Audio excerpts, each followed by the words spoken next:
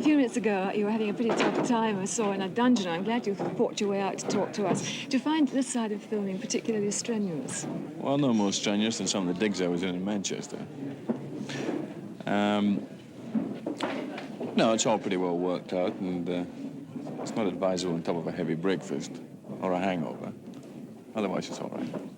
This is your third James Bond picture, and I'm sure that as far as picturegoers are concerned, they could see more and more. But how do you feel about this yourself? Oh, I think it's splendid. I think it's very good entertainment. They obviously like it, and one every year, 14 months, is a sort of good, healthy issue, I think. Now, James Bond really conjures up a picture of blondes, bullets and booze. Do you find that people expect you to be like this in real life?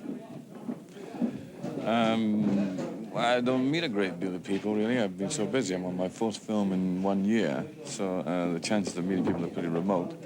And only other than going to theatre or going out to a restaurant to eat or something, or driving somewhere, I leave the house 7 in the morning, get back at 7 at night.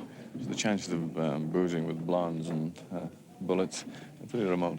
Most Scottish actors start in the north and then come south. So why did you come straight down to London? But very much if anyone in Scotland would have employed me. They employed me, certainly, for the other jobs, but not as an actor.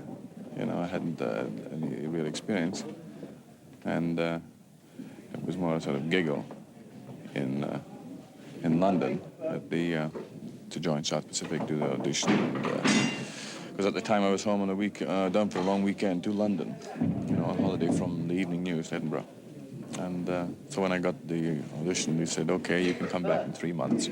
So I went back and packed my bags, left Scotland, came back and joined South Pacific. And then it was into television after that? No, I was did a year or so on tour with plays, with South Pacific, came back, did 3 or 4 plays at Q Theatre, which is sort of experimental theatre in London. And it didn't work for about 6 months, 8 months.